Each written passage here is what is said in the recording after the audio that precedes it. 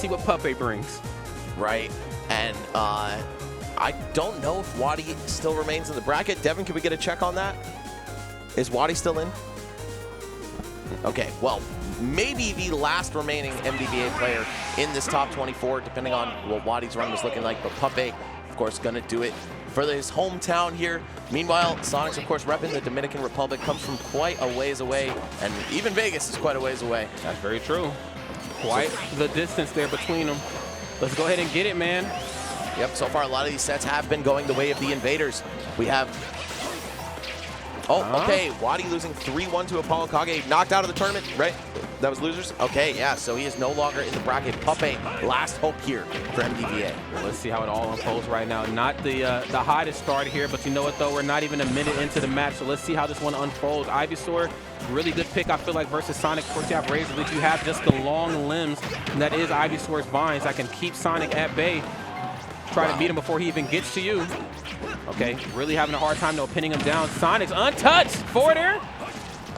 Ain't no way. Not even touched so far. 125% unresponded to. Oh, and he goes and punishes the Pokemon switch with forward air as well. Wow, putting a cap on that stock in dramatic fashion. Now, what did I talk about earlier, Max? These characters that transform is not enough to be able to pinpoint how you fight them on stage. You got to figure out when they're going to switch and then punish that switch accordingly. And of course, Sonic's right here looking like he wrote the book on that and did the illustrations. Looking clean right now. Okay, boom. Okay, no back air there. The immediate switch back over to Ivysaur. Again, I really, really like this pick here. This one is looking rough, Rod. Only 7% dealt by Puppeh so far. I know. And what do you even do to come back from this? This is just complete domination. Yet the spring off the ledge. Oh, another one? Can I get another one? Oh, my Lord. And a back air. 7.5. Thank you. How'd you know I needed one? 7.5 or 17.1 right now, but still, the percents in the stock certainly speak for themselves. I mean, I don't really need to tell the story. You can see it right there in front of your very eyes. Puppeh really struggling right here in this match. Let's see if we can try to figure it out. Ivysaur not quite getting the job done, but Charizard's going to throw that weight around a little differently here. Okay. Oh my God, this is out of control. Sonix has doubly lapped Puppeh here. And guys, if you're watching this thinking, oh, Puppeh must be a slouch, no, he is not. He's incredibly good at this game, but it's just so hard to get practice against a Sonic this good, for one. And two, I mean, Sonix is just that good. Okay. Wait a minute. Now that's the Puppeh special. Puppeh better than any of the other Pokemon trainers I've seen. Charizard up B, he knows how to pilot that thing like no other. Of course, Sonic's still piloting Sonic there to a victory.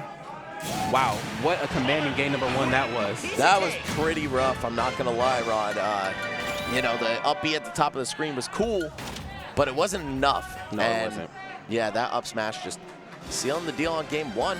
And we have Sonix with not just a game win, but a ton of momentum. I mean, the mental damage that must do to a player to get destroyed that hard. I don't know. But Puppeh, of course, he's strong, man. Even though he's a young dude, he's been around for a long time. Been competing since he was like 12 or 13 years old here at Xanadu. That's right. Plenty of impressive performances, even at that age. This is a seasoned vet we're looking at here, friends. Yep. Don't let the age fool you. No, do not. All right, there's a reason why they're this late into the bracket here on Saturday night. Pokemon Trainer back online, I believe. Ivysaur, oh no, Squirtle's what's starting it off here. Of course, Sonic's looking very strong, very poised right here in this set. Let's see if we can try to maybe slow this match down a little bit. I'm going to be honest, this is really weird for me to say, but it felt like Sonic was the one that kind of steamrolled. I mean, we stayed very aggressive from the very start, which is something we don't particularly see from the Sonics. I mean, of course, there are spurts of aggression, but for the most part, their main objective is to try to control the pacing. Oh, another one? No, the armor. Okay, Puppeh with an actual fighting chance here, being that he didn't just meet his end like that. Instead, going to deliver it to Sonix, courtesy of that foot. Also, yeah, to talk about the contrast between the style we're seeing from Sonix here and in maybe other sets of his or of other Sonic players, I commentated him versus Peepnut with Aussie. Almost every game went to time. Really? Yeah, it was 3-1.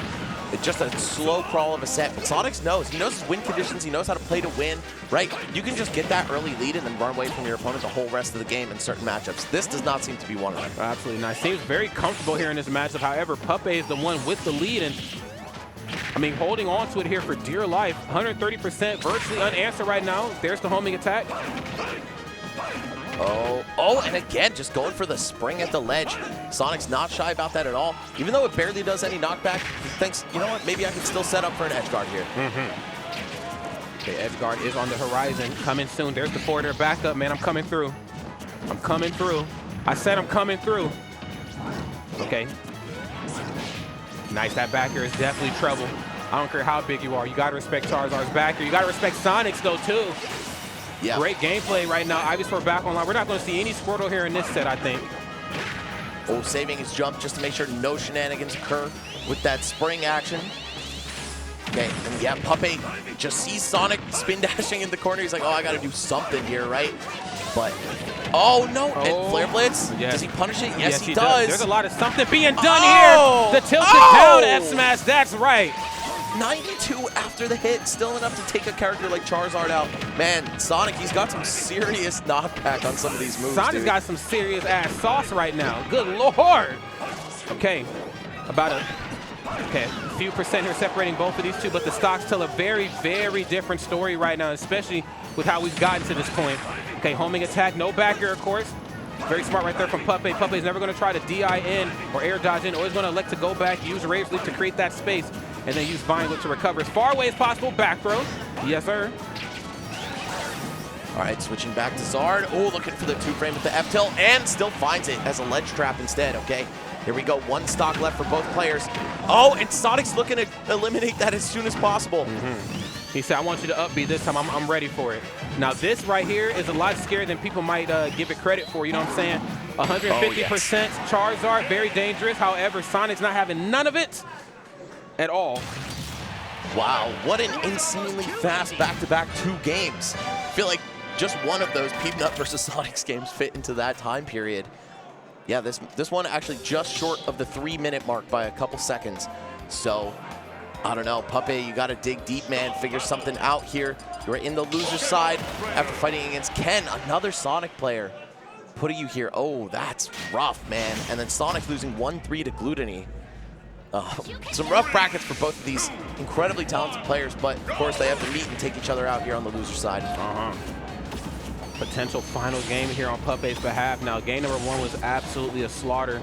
Game number 2, though, looked a little bit better here for Puppeh, but here we are, game 3, a potential final game, and Sonix is showing no signs of cooling down at all.